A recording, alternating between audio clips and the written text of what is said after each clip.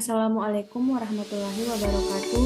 Perkenalkan, nama saya Musliha NIM B1B1200043 dari jurusan Manajemen. Pada kesempatan kali ini saya akan mempresentasikan materi yang berjudul Arti dan Pentingnya Perencanaan Sumber Daya Manusia. Pertama, saya akan menjelaskan pengertian perencanaan sumber daya manusia, yang dimana perencanaan sumber daya manusia adalah proses untuk menentukan jumlah dan jenis manusia yang dibutuhkan oleh suatu organisasi atau perusahaan dalam waktu dan tempat yang tepat, serta melakukan tugas yang sesuai dengan diharapkan. Adapun pengertian perencanaan sumber daya manusia menurut para ahli, yang pertama yaitu perencanaan sumber daya manusia atau tenaga kerja adalah sebuah proses yang menentukan kebutuhan tenaga kerja dan mempertemukan kebutuhan tersebut agar pelaksanaannya berintegrasi dengan rencana organisasi. Yang kedua yaitu perencanaan tenaga kerja adalah sebuah proses peramalan, pengembangan, pengimplementasian, dan pengontrolan yang menjamin perusahaan mempunyai kesesuaian jumlah pegawai, penempatan pegawai secara benar, waktu tepat, bermanfaat secara ekonomis. Selanjutnya yaitu keuntungan perencanaan sumber daya manusia. Yang pertama yaitu mendorong perilaku produktif dan terhindar dari perilaku reaktif dalam melaksanakan kegiatan perencanaan SDM. Yang kedua, berfungsi memantapkan tujuan organisasi atau perusahaan. Yang ketiga, merangsang pemikiran kritis dalam menguji asumsi bisnis atau kegiatan. Yang keempat, mendorong partisipasi tenaga profesional dalam proses produksi. Yang kelima, menjembatani perbedaan antara bisnis sekarang dan visi bisnis di masa depan. Yang keenam, memantapkan alokasi sumber daya manusia dan pilihan bisnis atau kegiatan. Yang ketujuh, menciptakan suasana kebersamaan. Yang kedelapan, integrasi yang strategis antara permintaan dan jumlah staf yang ada. Yang kesembilan, pemanfaatan sumber daya manusia yang tersedia dapat efektif. Yang kesepuluh, persaingan sumber daya manusia dan sasaran organisasi atau perusahaan masa depan dapat guna. Yang ke-11, hemat secara ekonomis dalam penerimaan pegawai baru. Yang ke-12, memperluas informasi sumber daya manusia sesuai dengan kegiatan sumber daya manusia dan unit organisasi lain. Yang ke-13, permintaan jumlah besar pada pasar tenaga kerja lokal akan terpenuhi. Dan yang terakhir, koordinasi program sumber daya manusia dan kebutuhan yang tersedia.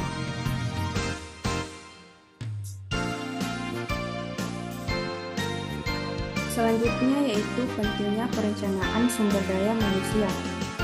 Yang pertama yaitu kepentingan individu pegawai. Perencanaan sumber daya manusia membantu organisasi atau perusahaan dapat mengetahui hal-hal sebagai berikut. Yang pertama yaitu perencanaan sumber daya manusia seperti apa yang diperlukan sekarang. Mengapa perencanaan sumber daya manusia termasuk perlu dilakukan? Kapan waktu terbaik untuk bisa menjangkau dan mengikuti karir? Di mana divisi, di mana saja yang harus segera mengimplementasikan perencanaan sumber daya manusia? Siapa saja yang bertanggung jawab dalam perencanaan sumber daya manusia dan implementasinya? Bagaimana cara mengimplementasikan atau melaksanakan perencanaan sumber daya manusia yang sesuai harapan?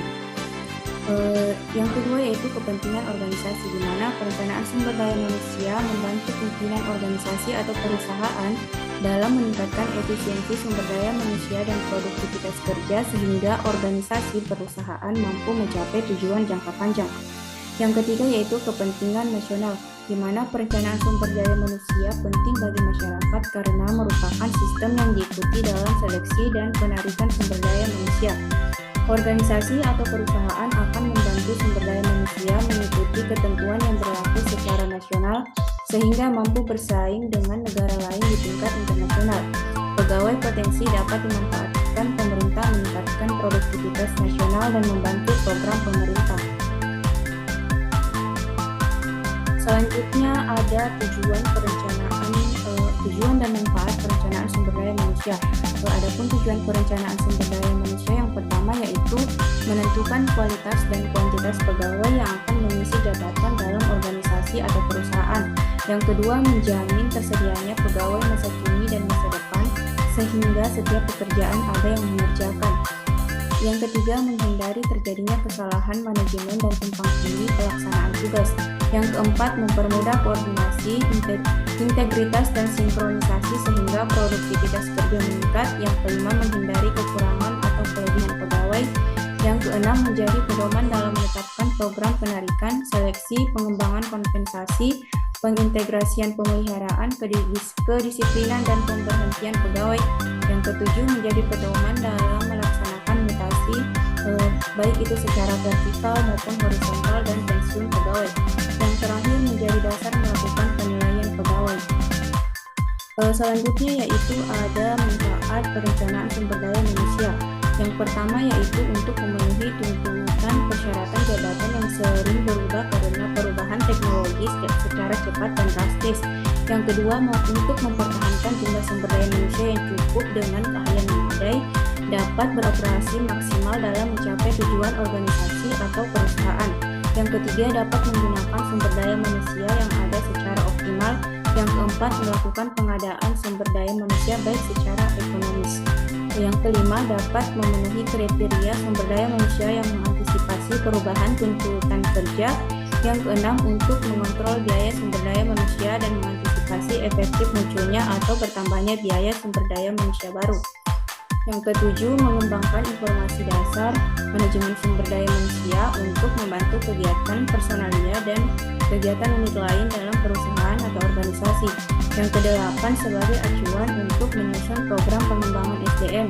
Yang kesembilan, dapat meningkatkan produktivitas sumber daya manusia yang ada melalui peningkatan disiplin dan etos kerja. Dan yang terakhir, meningkatkan efektivitas dan efisiensi pendayagunaan sumber daya manusia.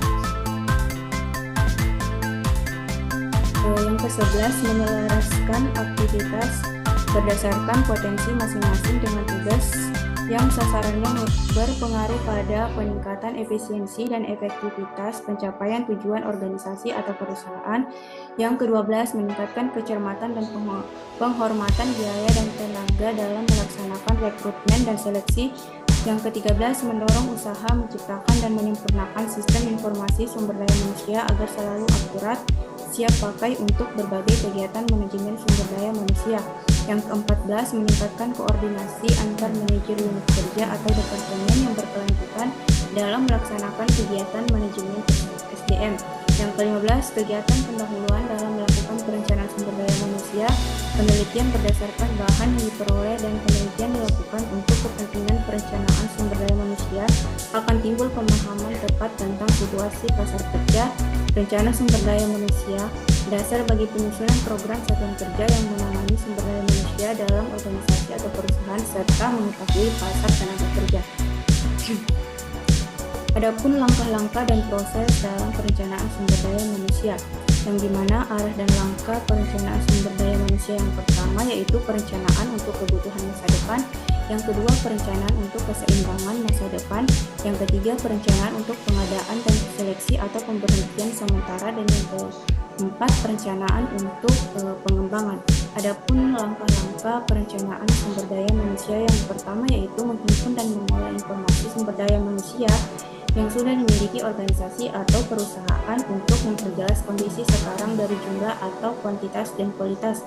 Yang kedua, memprediksi kekurangan sumber daya manusia dengan membandingkan sumber daya manusia yang dimiliki dengan permintaan demand untuk dapat melaksanakan operasional bisnis sekarang di masa depan, jumlah atau kuantitas dan kualitas. Yang ketiga, mengontrol kesesuaian sumber daya manusia yang diprediksi berupa jumlah dan kualitasnya dengan perencanaan bisnis agar tujuan strategis dan visi organisasi atau perusahaan dapat dicapai dengan maksimal. Selanjutnya itu langkah proses perencanaan sumber daya manusia. Yang pertama yaitu meramalkan kebutuhan sumber daya manusia. Langkah ini dibagi menjadi beberapa pendekatan. Yang pertama yaitu perencanaan untuk status quo, yang kedua petunjuk praktis, yang ketiga metode DLP, yang keempat skenario, yang kelima peramalan unit, dan yang terakhir simulasi komputer. Langkah yang kedua yaitu meramal sumber daya manusia yang tersedia. Adapun faktor yang perlu dipertimbangkan yaitu persediaan sumber daya manusia sekarang, tingkat produktivitas, tingkat pergantian sumber daya manusia atau perputaran pegawai, tingkat ketidakhadiran dan perpindahan antar pegawai. Langkah yang ketiga yaitu membandingkan kebutuhan dan persediaan. Hasil perbandingan kemungkinan permintaan sama dengan penambahan, kekurangan sumber daya manusia, dan kelebihan sumber daya manusia. Selanjutnya yaitu menentukan kebutuhan jumlah sumber daya manusia. Yang pertama yaitu peramalan kebutuhan. Dari prediksi pencapaian tujuan atau organisasi perusahaan yang akan dicapai atau diwujudkan dapat diperkirakan volume pekerjaan yang akan dikerjakan oleh pegawai. Berdasarkan pegawai dan volume pekerjaan yang ada sekarang dapat diprediksi untuk menghitung atau menentukan kebutuhan jumlah pegawai yang diperlukan di masa mendatang.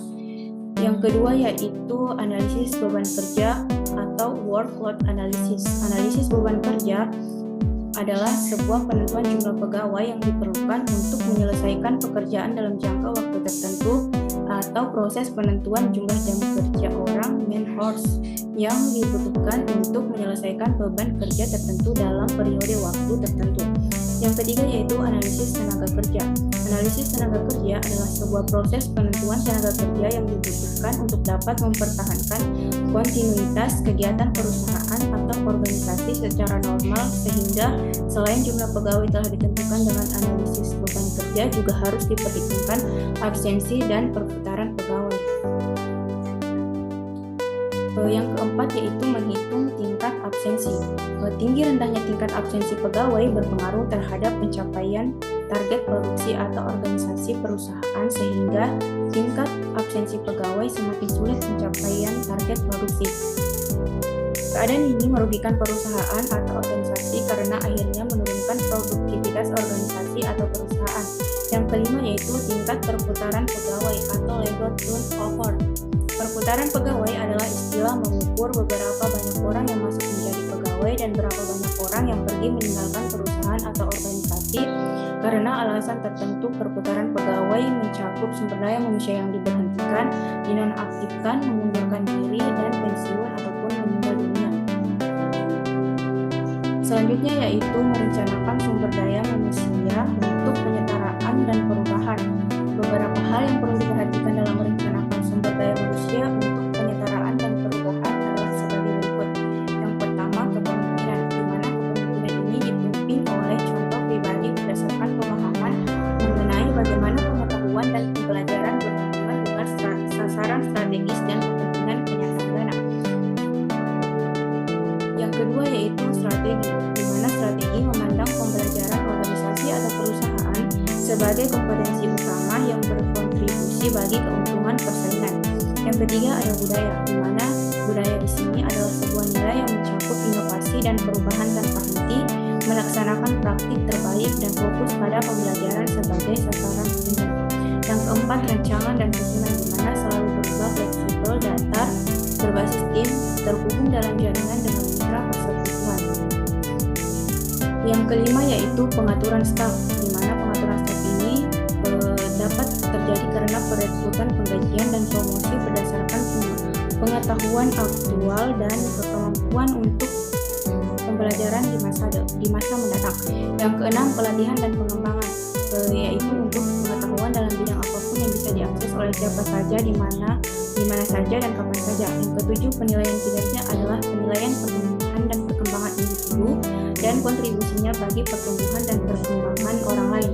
Yang kedelapan penghargaan, di mana penghargaan dapat diberikan bisa berupa uang dan pengakuan, mendorong pertumbuhan dan perkembangan diri serta orang lain dalam waktu jangka panjang. Selanjutnya yaitu memastikan adanya perlakuan adil dan pemenuhan kebutuhan. Syarat-syarat yang harus dipenuhi oleh seorang pegawai untuk menerima prosedur formal sebagai sesuatu yang adil dapat dilihat dari 7 syarat berikut. Yang pertama yaitu informasi yang digunakan untuk mengambil keputusan tetap dan akurat. Yang kedua, dasar untuk mengambil keputusan dijelaskan dengan jelas. Yang ketiga, semua pihak terkait diberi kesempatan memberi masukan dalam mengambil keputusan. Yang keempat, perhatian dipusatkan untuk memastikan bahwa pihak yang kurang kuat dilindungi dari perlakuan semena-mena pihak yang lebih kuat. Yang kelima, semua pihak terkait memiliki akses sama dan tetap terbuka terhadap sistem. Yang keenam, sistem cukup stabil dan konsisten. Yang ketujuh, sistem cukup fleksibel responsif terhadap kondisi yang berubah dan keadaan tertentu. Selanjutnya saya akan menjelaskan tentang jurnal internasional dari materi yang telah saya jelaskan sebelumnya mengenai arti dan pentingnya perencanaan sumber daya manusia. Adapun untuk judul jurnalnya yaitu Human Resource Planning and Ethical Study. Nama periset Parasanti. Identitas jurnal International Journal of Business and Management Invent Volume tahun 2013 halaman 63 sampai dengan 68. Adapun tujuan dari jurnal tersebut adalah untuk membahas kebutuhan sumber daya manusia baik dari segi kualitas maupun kuantitas. Perencanaan sumber daya manusia juga menangani isu-isu yang lebih luas tentang lapangan kerja dan pengembangan sumber daya manusia sehingga dapat meningkatkan efektivitas organisasi. Selanjutnya yaitu hasil dan pembahasan. Setiap organisasi memerlukan sumber daya yang beragam untuk pertumbuhan dan perkembangannya, diantaranya manusia sumber daya finansial, dan sumber daya teknis itu penting. Dari ketiganya, sumber daya manusia memegang peranan paling penting karena sumber daya manusia yang menentukan potensi suatu organisasi dalam hal produksi, pemasaran, dan ekspansi. Human Resource Planning adalah proses di mana sumber daya manusia diidentifikasi, ditentukan, dan direncanakan yang kebutuhan organisasi untuk memenuhi kebutuhan jangka pendek maupun jangka panjang. Bula dan Soch tahun 1994 mendefinisikan perencanaan sumber daya manusia bahwa itu adalah proses untuk memastikan bahwa sumber daya manusia, persyaratan suatu organisasi diidentifikasi dan rencana dibuat untuk memenuhi persyaratan tersebut. Keberhasilan perencanaan sumber daya manusia terutama bergantung pada kemauan organisasi untuk merancangnya, rencana yang akan menarik orang untuk bekerja dalam lingkungan yang damai, tentram, maju, tumbuh, dan berkembang baik dari pemberi kerja maupun pekerja. Organisasi manapun dapat mengembangkan dan menerapkan Human Resource Planning yang baik jika hal tersebut berhasil didasarkan pada kualitas dan kuantitas serta semangat harmoni di antara orang-orang yang mereka rekrut. Selanjutnya ada kelebihan dan kekurangan dari jurnal tersebut. Adapun kelebihan dari jurnal ini adalah membahas secara detail dan jelas tentang pentingnya perencanaan sumber daya manusia. Sedangkan kekurangan dari jurnal ini adalah peneliti tidak menyebutkan metode apa yang digunakan dalam melakukan penelitian tentang human resource planning. Mungkin itu saja yang bisa saya sampaikan, lebih dan kurangnya mohon dimaafkan. Wabillahi taufiq wal hidayah. Wassalamualaikum warahmatullahi wabarakatuh.